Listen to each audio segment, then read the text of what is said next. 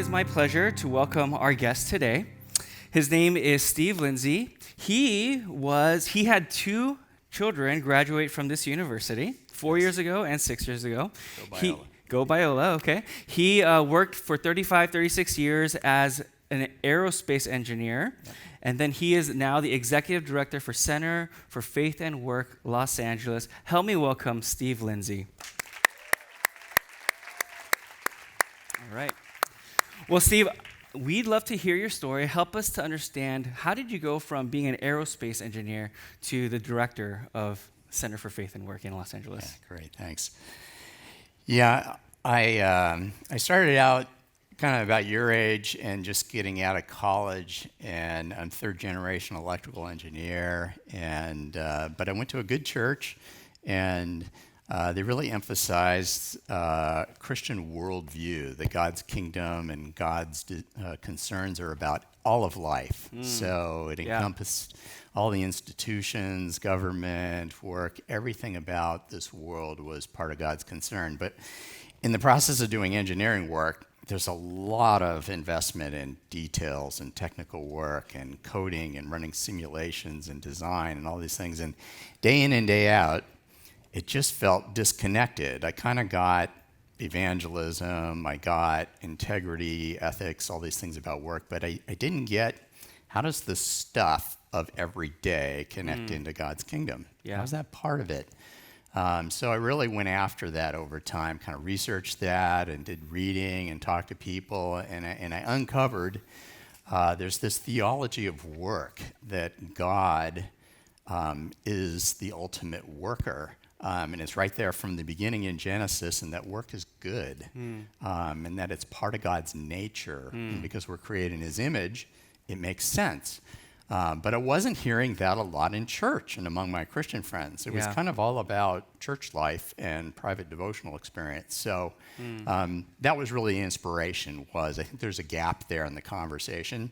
So we're here to help fill in that gap. I love that. Well, you know, a lot of our jobs here, as our students are entering the workforce, they're going to be entering a gig economy. Okay. Yep. So I'd love for you to explain what a gig economy is, and then how do we find our calling when we're kind of piecing gigs together for our jobs? Sure. Well, all of us are already participating in the gig economy. I mean, it's all those online platforms, digital platforms are just, it's a huge multi-billion-dollar industry creating these online platforms every year. It's the fastest growing part of today's economy is the gig economy. And but when we think about engaging in that personally, either as a worker within it or as somebody that wants to start something within it, in terms of God's calling, we really have to be kind of step back and say, well, what does it mean to be called by God in this world for anything? And the first calling we have is really to bear God's image out into the world. We're supposed to be a reflection of His nature, give expression to that in everything we do. All over Scripture has that kind of flavor. And the second is, we know there's a fallen world, and it's broken, and it's we bring our own sin and the effects of that into the world. So we need to restore God's image in others. And that's what loving others really is doing. But we don't really talk about that first piece very much. We talk a lot about redemption and the gospel, but as Christians, but we don't talk a lot about what does it mean to reflect God's image in what we do day in and day out, which is where our work comes in. So living into that, and you think about the gig economy, is just this explosion of creative expressions of that in new ways. Right. And so being able to live into new and find new expressions for that and do that well is really kind of the opportunity for Christians. Okay. Well, I mean, I have a friend. He works for Uber. He does a little bit of Lyft also, right? Yeah. Has an Etsy store and sells things on eBay. And so just kind of piecing this gig economy together. And he does this because he thinks his calling is to preach the gospel at camps and in ministries at churches. Sure. Like, what would you say to this person? I think the way he looks at it is he does this work to do this work that God has really called him to. Is all of it what God is calling him to? Yeah, that's a great question. I think that kind of thing's very common. as we're thinking this thing through. It brings to mind a story. I told this to church last Sunday, actually.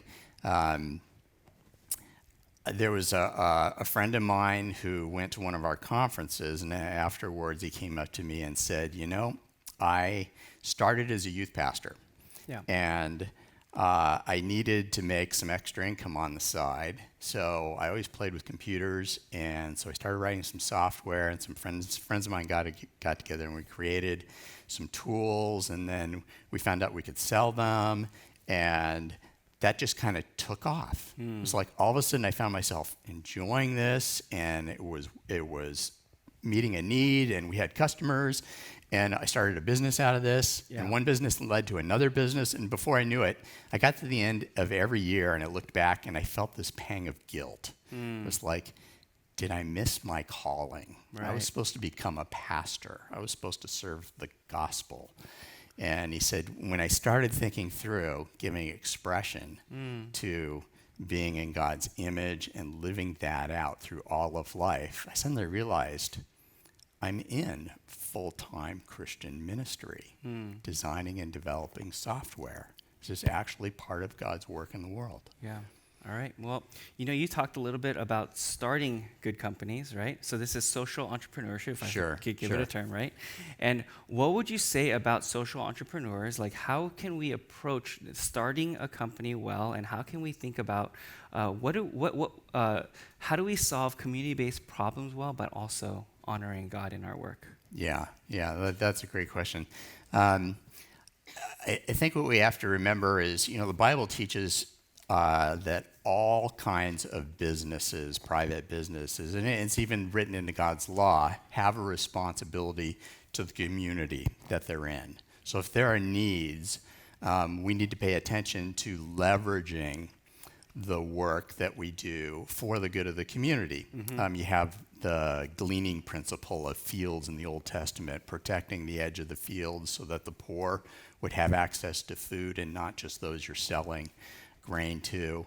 That just applies to everything we do. So in social entrepreneurships, the most extreme case is you actually converge the nature of the work and the community need that gets met. Right. And they actually become the same thing. An example of that would be like the Giving Keys in Los Angeles. Some of you may have heard they create jewelry that has messages of hope and change for people, and they employ the homeless right off the street, and they give them training and care, employment. So that's sort of the extreme case. But all different versions of that where there's something about the community. And big corporations do this too. There's corporate give back at Boeing where I worked. There was always annual sponsorship of programs that were community-based. Yeah.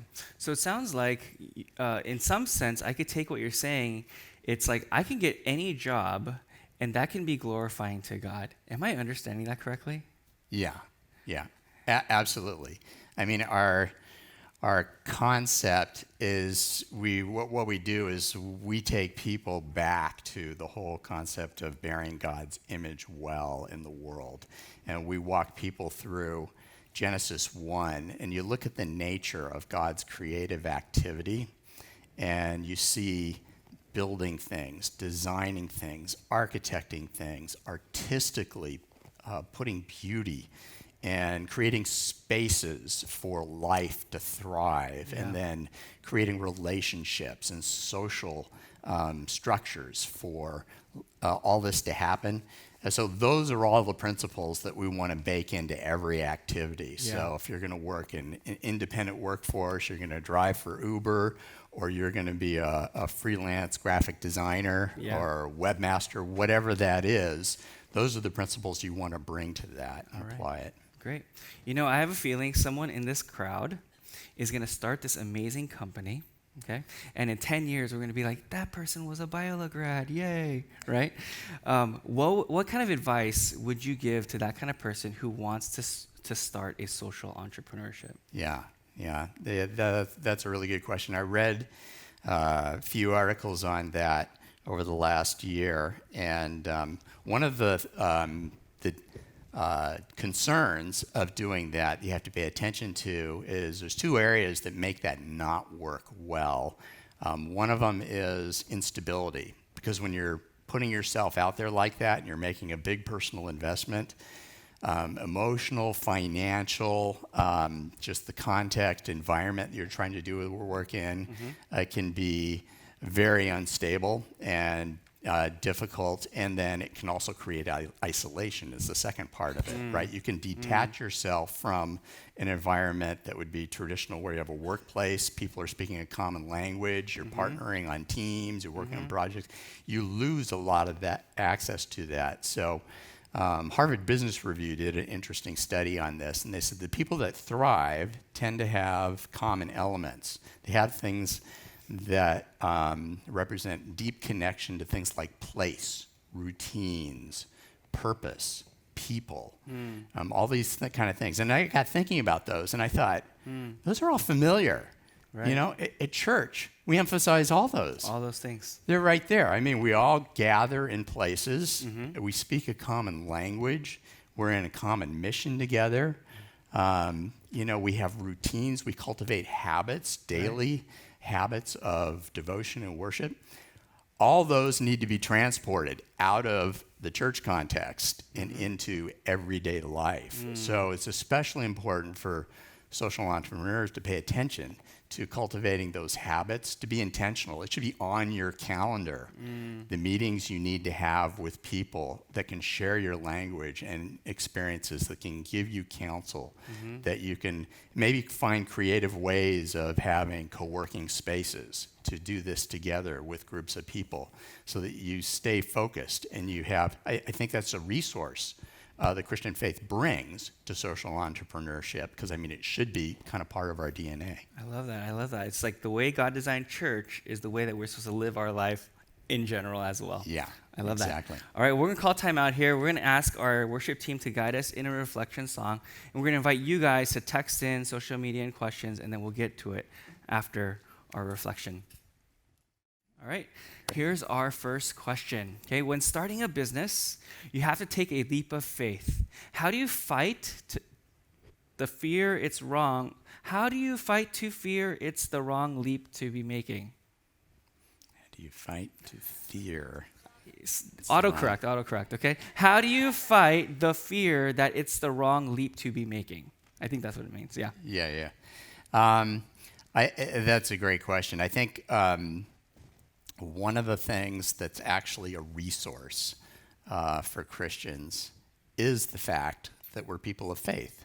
Because when you think about it, I mean, what is faith? It's living into something that isn't yet there, right? I mean, it's something that we know is true. We know it's present. We know there's a promise in it, but it's living for something that maybe we don't see yet. We can't put our hands on it. We touch it. But we trust in it, and we move forward, and we take the step, and so we take the risk. We risk ourselves on God every day. That's what we're supposed to be like. So when you think of starting a new enterprise of some kind, there should be faith that is brought directly into that gets applied. Christians should be able to make the biggest risks and the biggest leaps of all people, because we know there's a safety net in God. He's always there and behind us. And we know that even in the failures of, the specifics of the moment, that God is working through that for good. And we can trust in that. We can learn from it. We can grow through it. We have a positive approach to all of that. So, I mean, I just think that should be such an encouragement to us to process that whole cycle of starting new things and trying new things, and some of them work and some of them don't.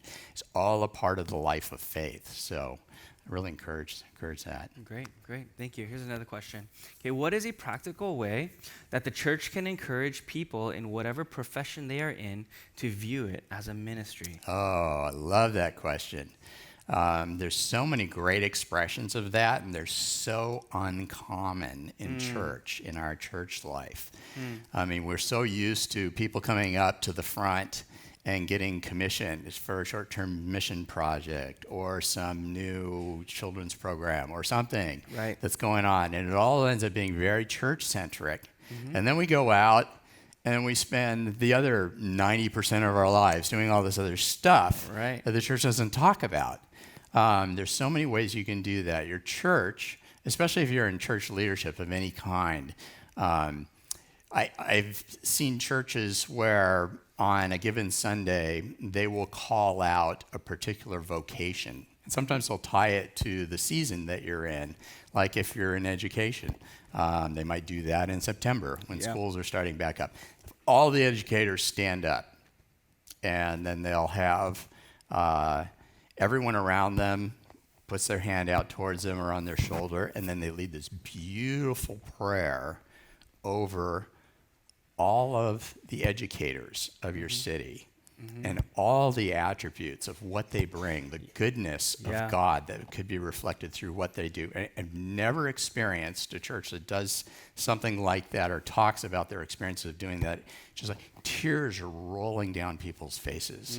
They don't get cared for in their everyday life. And work takes up so much of our life's energy and passion. So that, there's lots of good expressions like that. I love that. It just affirms that the educators or the engineers, they're also missionaries too. Yes. They're doing God's work. I love that. Yes. Okay, here's another question. Okay, what advice do you have to someone who feels that their work is taking first priority over Christ? How can we continue to actively glorify Christ when our work may seem mundane and does not pertain to Christ's kingdom? Yeah, that's exactly what I was feeling was, shoot, I went to graduate school in engineering and I put all this effort and my work was very demanding. And so a lot of my thought life and time and energy was in creating simulations and doing design work and managing projects and all this kind of stuff. And I think, how does that connect? For me, it really is breaking down the nature of God and what is he about and what is his heart for the world itself. Does he have a purpose through all of this? Is he in the very stuff that we're about? And somehow that connects deeply to us being his image bearer. If we are the image bearer of God and God is about design and science, he creates the periodic table, and he's involved in chemistry and biology, and he's involved in ordering things, organizing them, managing them, putting them in sequences so that they can thrive and do all these kind of things. All those processes of the daily work can suddenly become a spiritual activity. Whereas we don't think of them that way. We think of them completely isolated. It's a sacred secular divide in our heads.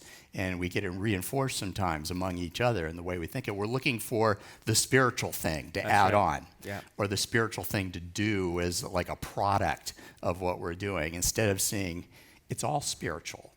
All of life is sacred. And we need to live into that each day. And that helps us in how we give expression to our Christian faith. Because if you're excited about God every day in what you're doing, you're passionate for that, whether it's hard or easy, it's easier to talk about and relate to people that God is active and present here right now. And then opportunities for evangelism just pop right out of that. We've had countless people talk about that when they start to get that. I love that. I love that. Okay, here's another question. What jobs are not currently in the gig economy that you think will be in the future? Oh, wow. Yeah, future thinking. It's anybody's guess in a lot of senses because the change is happening so rapidly. So if you're thinking about artificial intelligence or the implications of computer technology and the advances and the automation of the workforce and how that affects people's jobs, the easiest thing to do is look in the past and see how these transformations have taken place, and then think of examples where it actually worked out. I mean, people have these sort of dystopian fears of what might happen to the workforce with all these changes. But I mean, good example I've read about is ATM machines in banking. Everybody knows, if you go up to your bank, you don't even have to go inside. You can hit the ATM machine and you can process transactions, that kind of stuff. There was this big worry when those were invented that banking tellers would all be put out of work, and that they would get displaced. It was going to be this huge disruptor by technology, and it turns out that never happened. There is many employees in a local bank franchise location as ever.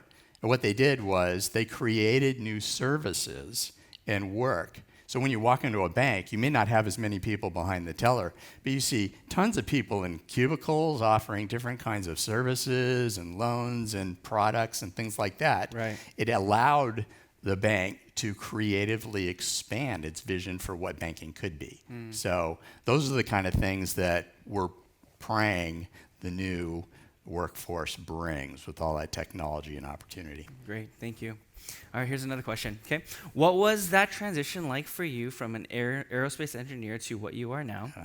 What advice would you give to someone who feels that they are being led into a different field that was not what they initially expected? Oh, wow, yeah. If you'd asked me 5 years ago, would I be sitting here doing this kind of thing? I would have said you're insane. Everything I'm doing today is so different. The environment's different. I do a lot of work out of my home, a lot of work on just like telecons and video conferences with people, remotely all over the country, actually. I had to really develop and cultivate practices in my own life, kind of the stuff I was talking about, routines and rhythms and connection to people and resources. And even just, like you work for 2 hours in isolation and you get up and you walk and you think and you process and then you go make a phone call or you do something different. All those things are super important to cultivate, but God calls you into new opportunities. He just does. You can't plan your future in that sense. The different callings God has for you. It's truly a life of faith. And the different segues my career took, even when I was in aerospace, were very diverse and unexpected in a lot of cases. And I didn't like them all. And yet I look back on them and I see God was so much smarter and wiser than I was. And to trust him to lean into that and to know that he's using it all and he's preparing it is so important. I love that. Yeah, here's another question. As a content creator, changed my mind. Okay, can you further explain how do you know when God is calling you to do a certain thing? Because right now, my future is very uncertain, and the only calling I feel every day is to eat cat food when I'm hungry. Oh, wow. That is a great... Wow, that's a promo. That's a great calling. That's a need, right? Yeah. Yeah, and it's I don't know if that's a promo for the calf too. And people laugh because we all agree with this person. So good job, whoever that was. For their explain. When you think about calling, we actually teach a session on the topic of calling in our programming, and there's several components and to knowing your call in the moment. There's vocation, which is kind of the big calling. So, we all have this call from God as Christians to be image bearers, to be good stewards of our life, to use ourselves for the service and love of God and others. But when you break it down into careers and then at the detailed task level into jobs, like what's my current assignment? And I think that might be, more what is on most people's questions, is what I'm doing right now, or how do I know the thing that I'm supposed to do next week or next month or over the next year? Those kind of questions, you really have to lean into all those aspects of learning the nature of your personality type, the skills God's given you up to that point, the wisdom and counsel he's been leading you into, the place you're in has open doors in some areas and closed doors in other areas, and God speaks through all of those things to lean heavily on wise counselors, to pray with you.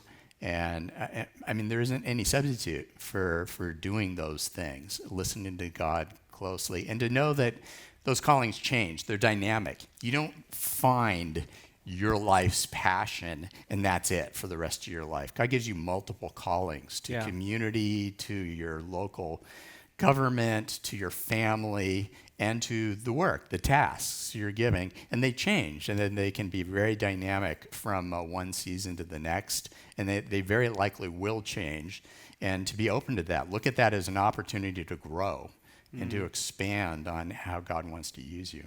Great. Here's another question. The American dream is to have a steady job with steady income, a home, and eventually a retirement package. In this gig economy, are these dreams attainable or even reasonable? What should be the goal? Wow, yeah, that's a great question. Yeah, the American dream, that's sort of my generation. I mean, it actually was one of the few left in the aerospace community that retired with a pension. And the pensions just don't either. It's like an artifact of history these days, right? Unless you're in a particular sector of government where they still provide pensions.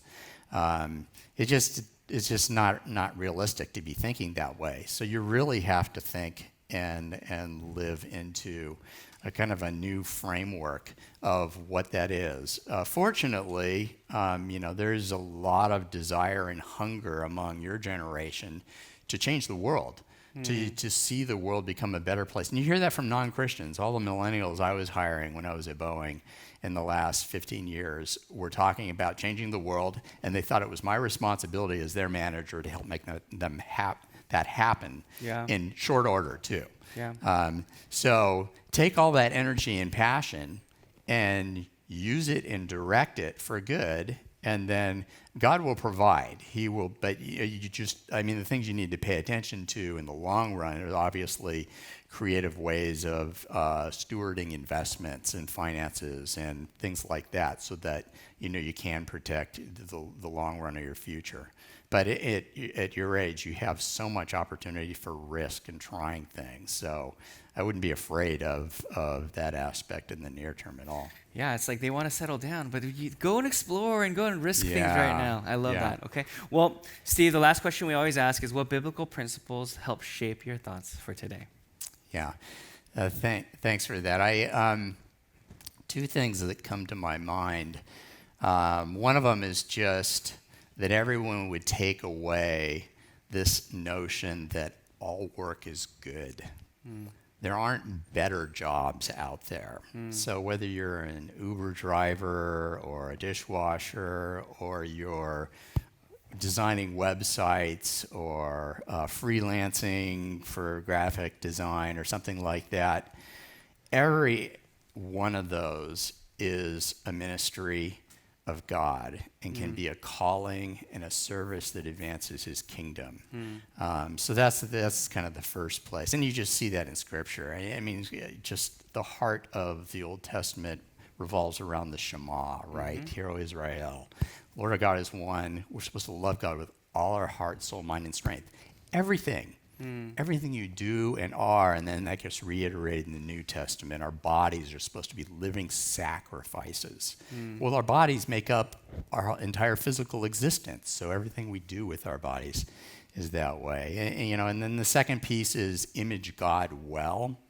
Remember that imaging God allows you to give expression to the very nature of God in everything you do. So whether it's creativity, or it's diligence, or it's stewarding the place you're in, or the resources you're giving, it's all part of a whole. Yeah. Discover who you're called to be at Biola University, a leading Christ-centered university in Los Angeles, with programs on campus and online. Subscribe for more of our videos and learn more at biola.edu.